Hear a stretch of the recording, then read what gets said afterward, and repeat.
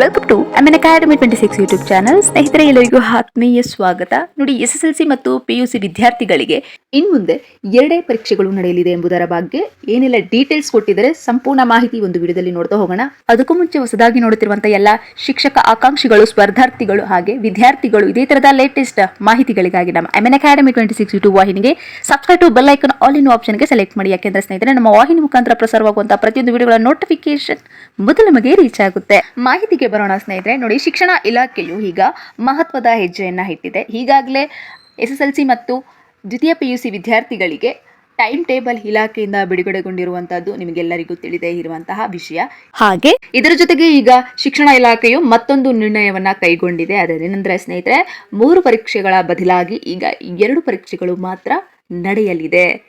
ಅದು ಯಾಕೆ ಅಂತ ಹೇಳೋದಾದ್ರೆ, ನೀವು ಸ್ಕ್ರೀನ್ ಅನ್ನ ಸ್ಕಿಪ್ ಮಾಡದೆ ಅಬ್ಸರ್ವ್ ಮಾಡಿದ್ರೆ ಮಾತ್ರ ನಿಮ್ಗೆ ಸಂಪೂರ್ಣ ಮಾಹಿತಿ ಇಲ್ಲಿ ಸಿಗುತ್ತೆ. ನೋಡಿ, ಮ್ಯಾಕ್ಸಿಮಮ್ ಅಂಕಗಳು, ಉತ್ತೀರ್ಣ ಅಂಕಗಳನ್ನ ಇಲ್ಲಿ 35% 33% ಇಳಿಸಿರುವುದಾಗಿ ಶಿಕ್ಷಣ ಇಲಾಖೆ ಈಗಾಗಲೇ ನಮಗೆ ಗೊತ್ತೇ ಇದೆ. ಆದ್ರೆ ಈಗ SSLC PUC ವಿದ್ಯಾರ್ಥಿಗಳ ಉತ್ತೀರ್ಣ ಅಂಕಗಳನ್ನು ಕಡಿತಗೊಳಿಸಿದ ಬಳಿಕ 3 ಪರೀಕ್ಷೆಗಳು ನಡೆಸುವ ಅಗತ್ಯವಿಲ್ಲ ಎಂದು ಚಿಂತಿಸುವ ಶಿಕ್ಷಣ ಇಲಾಖೆ ಈ ವರ್ಷದಿಂದಲೇ ಅಂದ್ರೆ 2025 ಈ ವರ್ಷದಿಂದಲೇ 2 ಪರೀಕ್ಷೆಗಳನ್ನು ಮಾತ್ರ ನಡೆಸಲು ಮುಂದಾಗಿದೆ. ಸೊ 2 ಪರೀಕ್ಷೆಗಳನ್ನ ಕಂಡಕ್ಟ್ ಮಾಡುವುದಾಗಿ ಶಿಕ್ಷಣ ಇಲಾಖೆ ಮುಂದಾಗಿದೆ.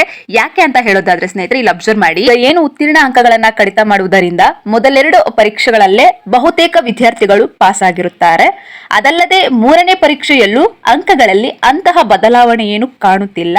ಇದರ ಸಲುವಾಗಿ 3ನೇ ಪರೀಕ್ಷೆ ಕೈ ಬಿಡಲು ಇಲಾಖೆ ಬಹುತೇಕ ತೀರ್ಮಾನ ಮಾಡಿದೆ ಎಂಬುದಾಗಿ ತಿಳಿದು ಬಂದಿದೆ ಸ್ನೇಹಿತರೆ. ಜೊತೆಗೆ SSLC ಪರೀಕ್ಷೆ ಮಾರ್ಚ್ 18ರಂದು ಆರಂಭವಾಗಿ ಏಪ್ರಿಲ್ 2ರವರೆಗೆ ನಡೆಯಲಿದೆ. ಇನ್ನು ದ್ವಿತೀಯ PUC ಪರೀಕ್ಷೆಗಳು 2026 ಫೆಬ್ರವರಿ 28ರಿಂದ ಆರಂಭವಾಗಲಿದ್ದು ಮಾರ್ಚ್ 17ಕ್ಕೆ ಈ ಒಂದು ಪರೀಕ್ಷೆಗಳು ಮುಕ್ತಾಯವಾಗಲಿವೆ ಎಂಬ ಮಾಹಿತಿಯನ್ನ ಈಗ ಶಿಕ್ಷಣ ಇಲಾಖೆಯು ವೇಳಾಪಟ್ಟಿಯನ್ನ ಪ್ರಕಟಿಸಿದೆ.